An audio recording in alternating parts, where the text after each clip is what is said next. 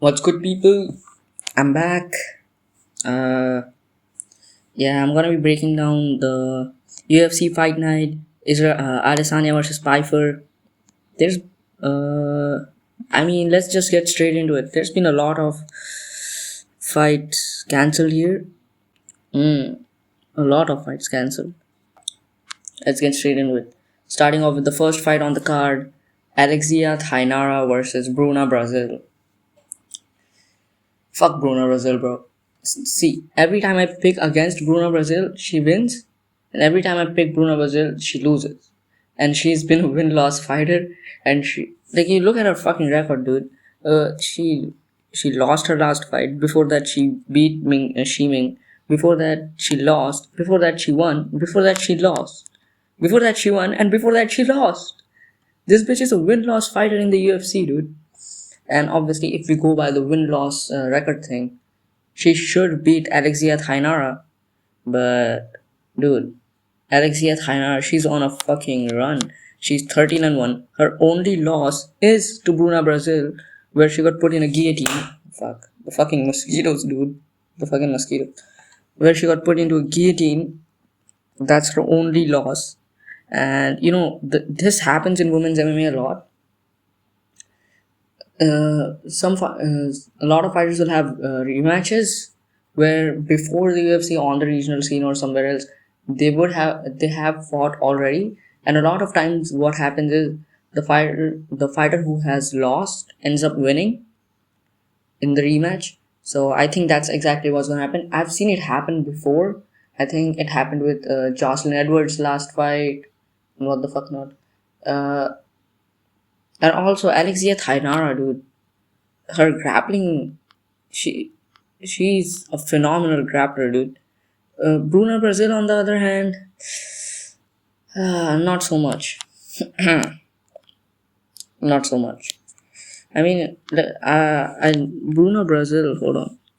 She goes for takedowns, but she's mostly a striker. I think I've never really watched a single Bruna Brazil fight. I've watched one fight where she fucking lost. I think it was her fight against Wang Kong, whatever her fucking name is. I think it was that fight. I'm picking Alexia Thainara by decision. I'm not gonna break this down much further. I think she's gonna get a hold of Bruna Brazil. She's gonna take her down, and she's also like a heavy favorite, dude. She's like a huge favorite. I think she's gonna take her down, smudge her. Bruna Brazil might be able to get back up a couple times, but for the most part, she's gonna smudge her, land a bit of ground and pound, and just cruise to a 29-28 or 30-27 decision. That's my prediction for this fight. Next up, we've got Ricky Simone versus Adrian Yanez. Now, if you don't know, Adrian Yanez used to be a prospect. He was on this crazy fucking run before he faced Rob Font. he got like fucking 5 performance of the night bonuses back to back. Do you understand? Okay, not performance of the night. He got 5 bonuses back to back. He got a fight of the night against Davy Grant. But that's what I'm saying, dude. This before that he was like on a crazy win streak, and then he faced Rob Font and got knocked the fuck out in the first round. Like, I think brutally. He got brutally knocked out by Rob Font, which isn't a good look. But you know what? That was 2023. Maybe things have changed. Then he got leg kick TKO'd by Jonathan Martinez. Then he beat Vinicius Salvador. Then he lost to Daniel Marcos by split decision. And then he just disappeared for the whole of 2025. And now he's coming back to face Ricky Simone. Ricky Simone, he just lost to Raoni Barcelos. Now, the fight was competitive. It wasn't close, but it was definitely competitive. He beat Cameron Smotherman. He beat Javid Bashrat. He lost to Vinicius Oliveira. He lost to Mario Batista. He lost to Song Yadong. Other than that, he hasn't really lost to high-level competition. What I meant was low-level competition. He's only lost to high-level competition. I mean, both of these guys are good wherever the fight goes. Obviously, both of these guys like to keep the fight standing. And I think Ricky Simone is just gonna piece up Adrian Yanez. I don't think Adrian Yanez is gonna get fucked. And Ricky Simone can mix in the grappling as well. He he has no problem mixing the grappling. He does like to strike, but if things go south, he will take Adrian Yanez down. And yeah, that's pretty much it. I think wherever the fight goes, Ricky Simon can just take it from there. He's pretty much overall slightly better than Adrian Yanez everywhere. And I've just seen more from Ricky Simon than I've seen from Adrian Yanez. And I think Ricky Simon is going to cruise to a pretty comfortable 30-27 decision. I'm picking Ricky Simon by unanimous decision, whatever. Next up, we got Navajo Sterling versus Bruno Lopes. As for Bruno Lopes, he's making his. Oh no, he's not making his debut. He won on the Contender Series. Then he beat Magomed Yasulov. Whoever the fuck that is. Then he got knocked the fuck out by Dustin Jacob. But before that, he was a LFA bum. And listen, I'm picking Navajo Sterling, and I don't need to tell you why I'm picking Navajo Sterling. I'll just show you. This guy fucking lost to Brandon Ribeiro on the Contender Series. He is the reason Brandon Ribeiro is in the UFC, or was in the first place. Then he came back. I think he got cut and then he came back. Or what happened? I don't know. He is the reason Brandon Ribeiro is in the UFC. I don't need to tell you, Brandon Ribeiro is complete dog shit. And this guy lost to Brandon Ribeiro. I think he got finished by Brandon Ribeiro. Let me tell you this much, bro. Now Sterling is levels above Brandon Ribeiro. Now Sterling, he comes from a kickboxing background. He trains with Israel Adesanya or the fucking City Freak Boxing. He's undefeated. He is a bit of a decision merchant. He got a knockout on the Contender Series. After that, it's been 3 straight decisions. And I think he's gonna beat Bruno Lopes by decision as well. Yeah, that's what I think. I think he's gonna just comfortably cruise on the outside, land some shots, land kicks, land punches, land his jab, not struggle much with the defense or whatever is coming from Bruno Lopes. And he's just gonna cruise to a comfortable 30-27 decision as well. So he might have to defend some takedowns, but I don't think Bruno Lopes is taking Navajo Sterling down, dude. Next fight, we got Casey O'Neill versus Gabriel Fernandes. Now, Casey O'Neill, she was like undefeated when she came into the UFC. She had 4 wins in the UFC, and then she lost to Jennifer Maia, and then she lost to Ariane Lipski de Silva, who, man, you're losing to fucking Lipski de Silva, dude. She isn't that bad, but I don't rate her that highly, you know. Then she also recently she beat Luana Santos in 2024. She's coming off a long layoff. Gabriela Fernandes, she lost. She also had a one early loss. Came into the UFC, lost to Jasmine Jasudavicius. Okay, no shame in that. Then she lost to Teresa Bleda. Who the fuck even is that? Went to a split decision with Kari Judice. Beat Wong Tong by submission. She's the one that took Wong Tong's O. She's Wong Tong's only loss. Then she's recently coming off a win over Julija Stoliarenko. Whoever the fuck that is. Listen, I don't rate the recent wins of both of these fighters highly. I think Gabriela Fernandez's win over Wang Tong and Kari Judice are just pretty much better than anyone Casey O'Neill has ever beat. You know, she beat Roxanne Modafferi, Antonia Shevchenko. Is she like the sister of fucking whatever? She beats Lara Fritzen and Shanna Dobson. I'm gonna pick Gabriela Fernandes by unanimous decision. I've picked 4 decisions in a row, dude. Imagine if I actually get this correct and all 4 of these first fights go to a decision. There's a high likelihood all 4 of these first fights go to a decision. You know, I hope not. So Hold on, something came up in the middle. Where was I? I was talking about the 4 fights going to a decision. Yeah, dude, I'm picking Gabriel Fernandes by the unanimous decision. I know she's an underdog and whatnot, but I frankly don't give a fuck. Uh, Next up, we got Marcin Tybura. He's a really good fighter, versus Tyrell Fortune. Fucking, your last name is Fortune. He he's like on a 3 fight winning streak. He had most of his fights in Bellator against some pretty decent guys. He has a couple losses in Bellator as well, a loss in PFL as well. He's going up against Marcin Tybura. Listen, dude, Marcin Tybura has not lost to anyone bad. Even Sergey Spivak just beat the brakes off of Ante Delia. He beat John Denise, he beat Mick Parkin, he's submitted Taito Iwasa. Other than that, he's lost to Aspinall, Volkov, some random Japanese guy, I think. Some random Brazilian guy. He lost to some guy named Shamil, who's not Gazia. He lost to Derek Lewis and Fabricio Werdum. We are going very back here, by the way. I just think also Tyrell Fortune is taking this fight on short notice as well. I think so.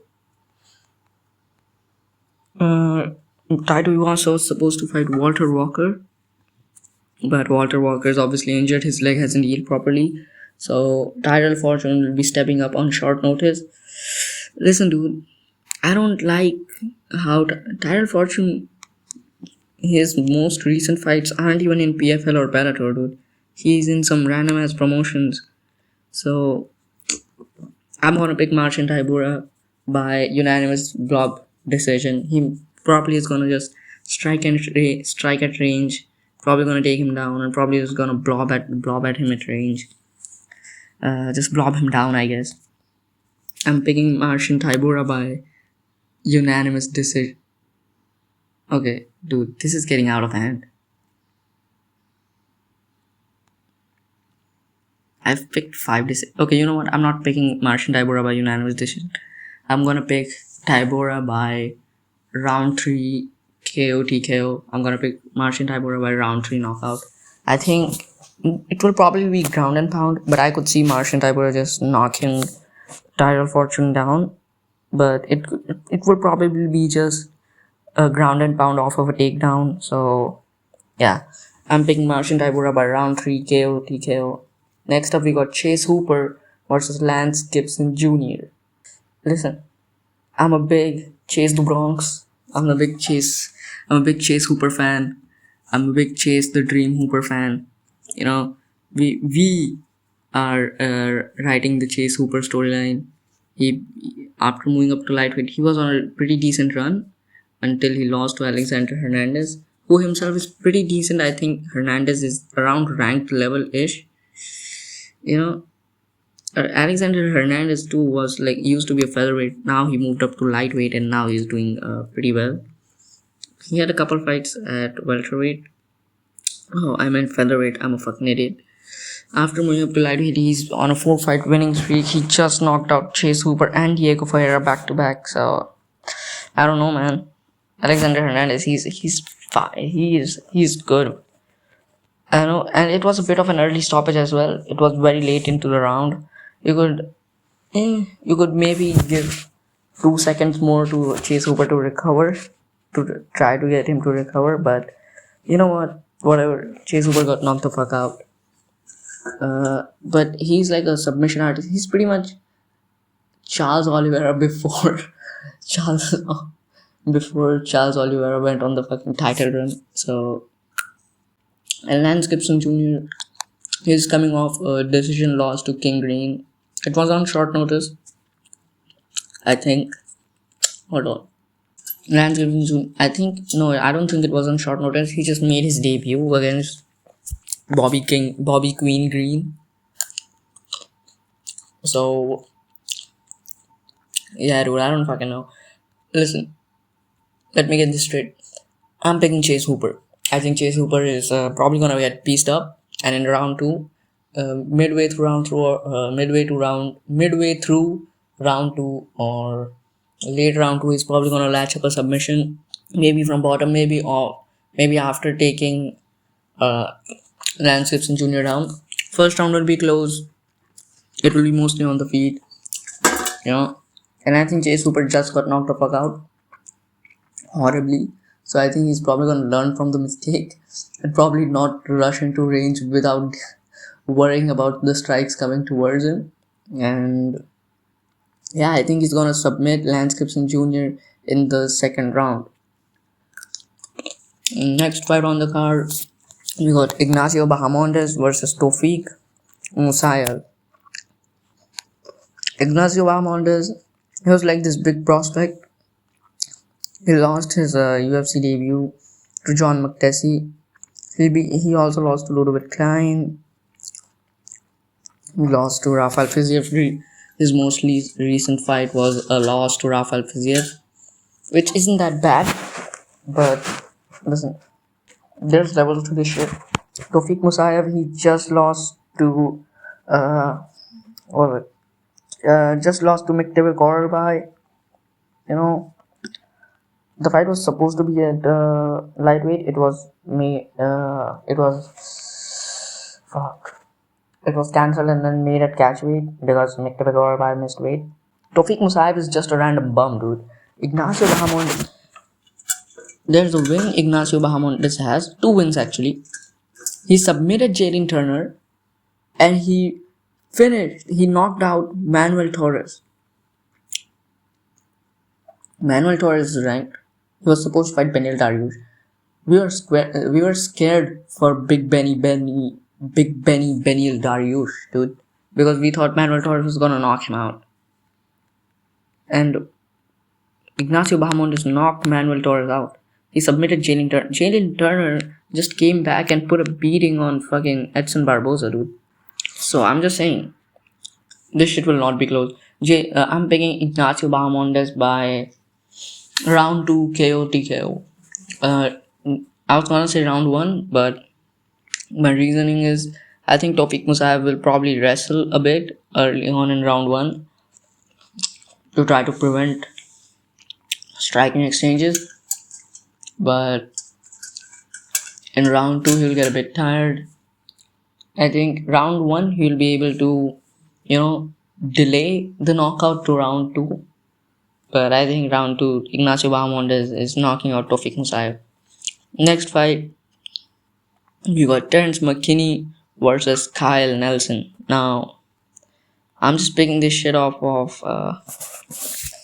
I'm just picking whoever I feel like, and I feel like Terence McKinney is gonna go out there and he's gonna knock out whoever this bald motherfucker is, Kyle Nelson. I think he's gonna go out there, he's gonna knock out Kyle Nelson in the very first round.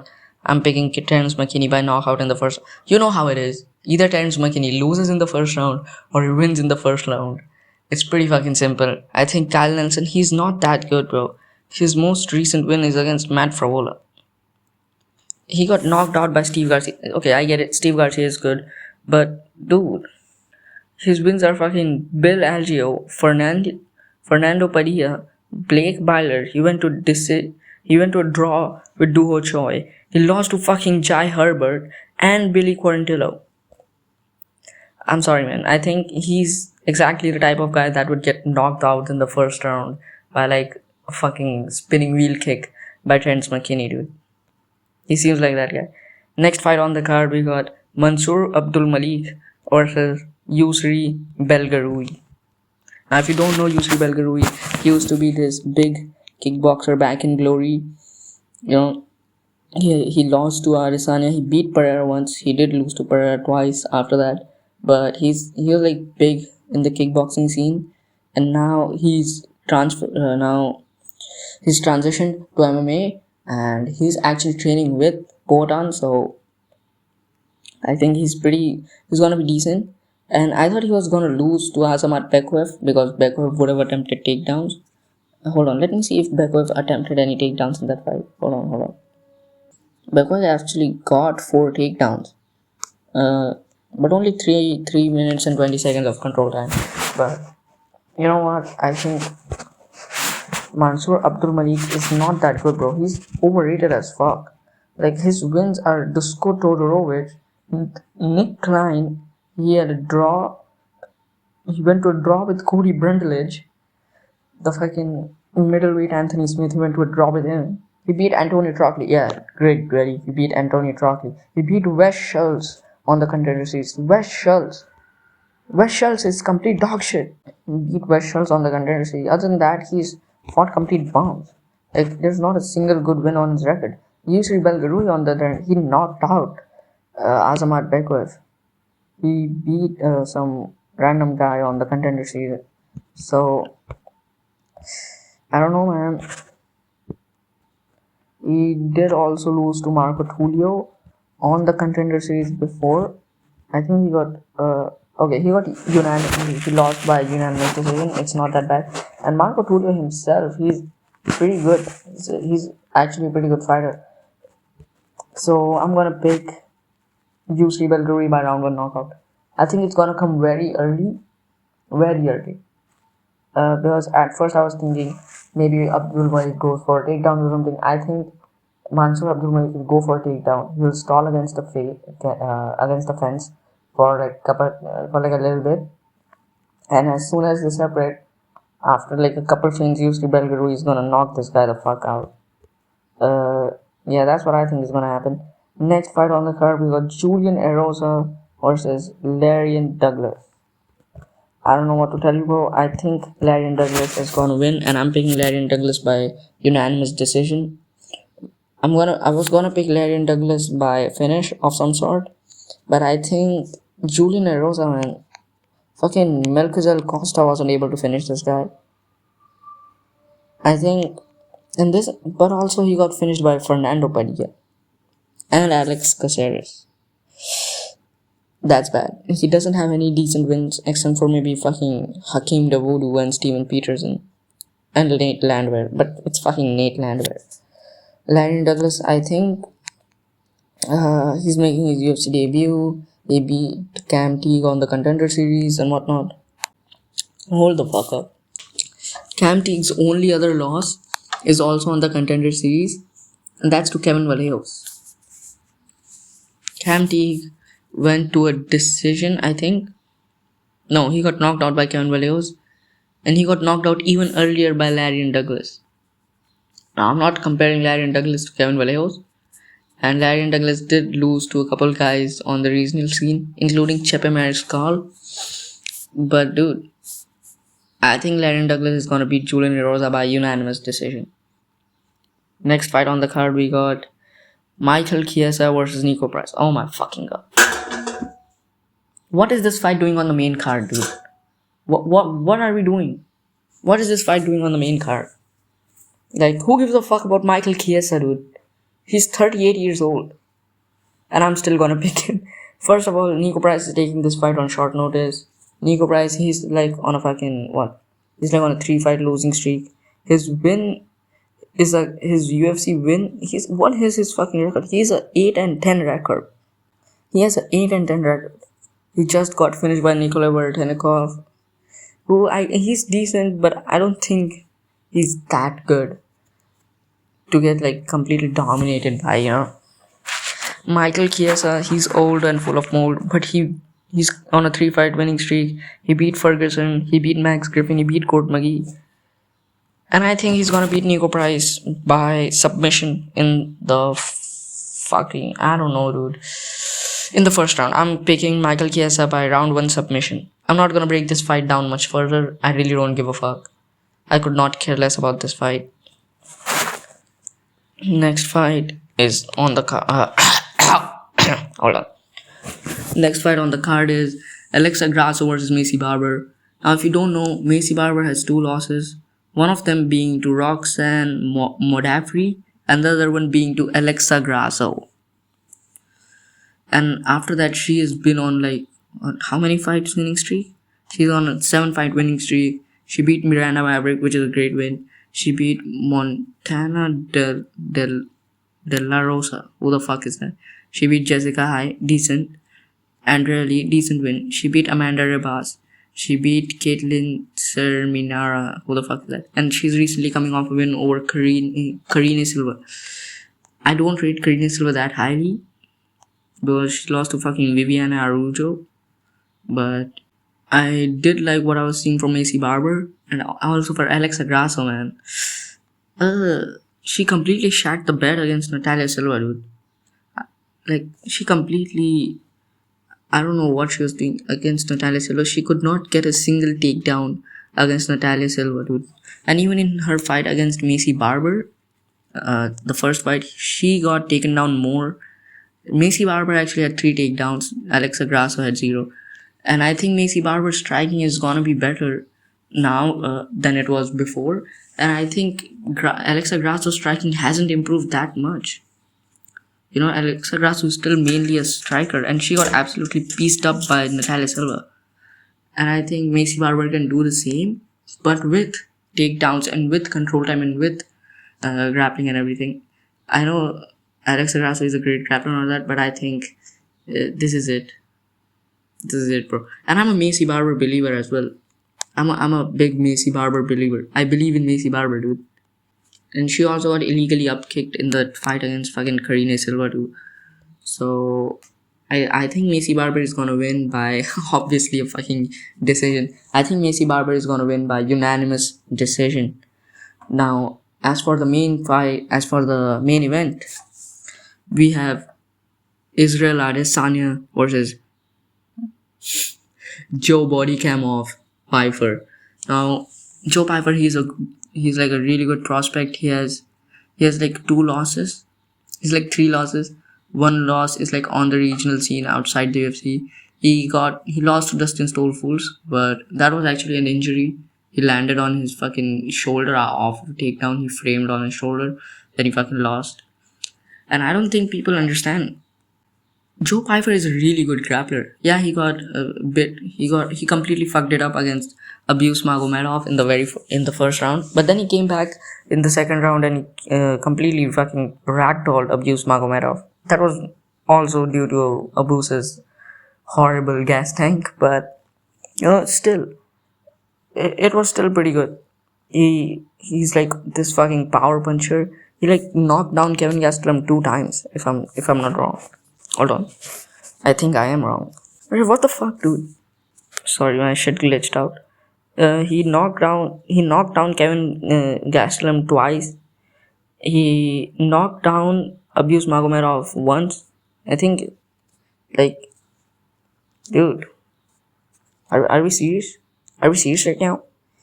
Like, every fight like, most of the fights, he has knocked his opponents down. Like, he submitted Abdul Razak. He knocked out Jared Mearshart. Obviously. He knocked out Ozzy Diaz on the Contender Series. He beat Alan some random bum. Then he also knocked out Marc-Andre Barriol. He lost Jack Hermanson. It was mostly due to his cardio being just completely awful. This is his second 5-round fight, and I think he's gonna learn from the first 5-rounder fight that he had, and he's gonna make sure his cardio holds up and that he doesn't fall apart as the fight goes on. As for Israel Adesanya, bro, it's over. Let me first... Israel Adesanya, we all know who Israel Adesanya is. I'm not gonna give an introduction for Israel Adesanya. Let me make this very clear. I think Israel Adesanya is about to get knocked the fuck out. Worse than he got knocked out before. You know why?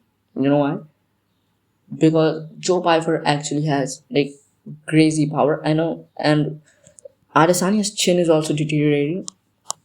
And Adesanya's game has been completely exposed. Like, dude, Adesanya is a counter striker. We know that. What the fuck is the boxing defense? Have you ever seen Israel Adesanya's boxing defense? All he does is puts his arms out and frames off. That's what he does. He moves his head, he puts his arms out, he frames off. That's Israel Adesanya's boxing defense. And that's why he got knocked out by Pereira. That's why he got knocked down by Sean Strickland in the first round and got absolutely dominated because of his shit boxing defense. He did pretty well against Dricus du Plessis, I think. But even then, he got taken down and submitted. And Dracus 2 plus C, he has a very weird grappler. If I like, his grappling is very fucking weird. Like, he's the type of guy to take you down with him. He would rather, he's like the type of guy to pull full mount. Joe Piper on the other hand, his grappling is very refined, especially his jiu-jitsu. He can wrestle, and I think when you're going up against such a power puncher, and I don't think Israel Adesanya has as much power as he did back in his prime, to the point where he can just stop Joe Piper's pressure, uh, where Joe Piper is gonna run into something huge and get knocked the fuck out. I don't think that's gonna happen. He doesn't have as much power as he did before, and his boxing defense has somehow gotten even worse. Actually, it's always been dog shit.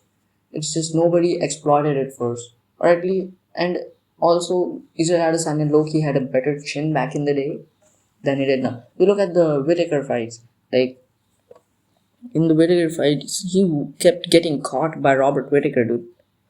Like, even in the sequence that he knocked out Robert Whitaker, if I remember correctly, he got caught by Robert Whitaker.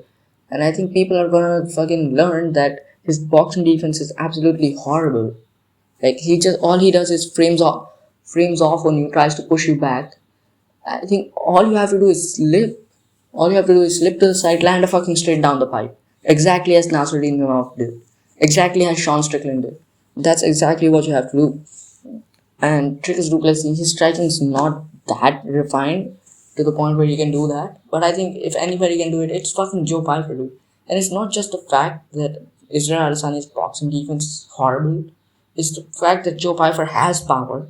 His striking is good. His striking is actually very good. It's not to the level of Israel Adesanya. It's definitely not. But there's just one fucking problem. Israel Adesanya's boxing defense. What does this guy even do? Like, his whole career, he's gotten away with it. And especially, he's gotten away with it at kickboxing, because kickboxing has bigger gloves, and he can either stick his hands onto his forehead, and the big gloves protect him, or he can frame off, and the big gloves also kind of sort of protected in there. But that doesn't work in MMA, dude. And it's definitely gonna be even worse if Joe Piper goes for takedowns. Because imagine Joe Piper lunges in with a big hook. Israel Adesanya does what he does, frames off with his shitty boxing defense, and Joe Piper just dives on his leg. And Joe Piper's wrestling is underrated, dude. His grappling, let's be real. Joe Piper is levels above in the grappling than Israel Adesanya is. Levels. It's not even fucking close. That's why I think Joe Piper is at such an advantage. He doesn't have to worry about much from Adesanya. All he has to worry about is head kicks and a couple of counters when he's going in. What else does he have to fucking worry about? Israel Adesanya, Joe Piper can fire fucking straight, and even there, the danger level that Israel Adesanya has is much lower than Joe Piper. Joe Piper can absolutely cold Israel Adesanya, and I think that's exactly what's gonna happen in the third round. I think the first round or the second round, one of those rounds, Adesanya is probably gonna outstrike and outpoint Joe Piper, and he's gonna look pretty good. But I think that will be the first round. And in the second round, Joe Piper just dives on his legs. He realizes that Israel Adesanya is a better striker than him, but he obviously has the power advantage and better boxing than Adesanya. Or Adesanya has never had good boxing defense. He's had good counters when he's boxing. He's a very good counter puncher when he's using his hands. But when it comes to fucking defending shots, he frames off. And the exact sequence where Sean Strickland knocked him down was Sean Strickland lunges in with pressure, and Israel Adesanya obviously does the frame off. Sean Strickland cuts off, goes to the side, lands straight over the top as Israel Adesanya's arms are framing out. He lands on the fucking chin, just knocks him down. And Imavov knocked out Adesanya pretty much the same exact way. Maybe instead of landing it over the top of his arms framing off, he landed more so through his arms. Whatever it fucking is, it's horrible. And I think Joe Piper, being a younger fighter, being sort of a new generation fighter of a sort of a new generation, I think he's gonna realize. I think he might, someone who studies tape, I think he'll see Adesanya's fight and he'll realize This guy's boxing defense just isn't there. And he can fucking lunge into him. And if that doesn't work, he can always grapple. Adesanya has to worry about Pyfer's power, about whenever they're in boxing exchanges. He has to worry about Pyfer not coming into like the boxing range. He has to worry about his wrestling. He has to worry about falling over and whatnot. Joe Pyfer doesn't really have to worry about much except for counters and head kicks. Even if he does get caught, Adesanya is not like he doesn't have that much power, especially nowadays. He's never had that much power, to be honest. Uh, he's just people just were dog shit back in his day.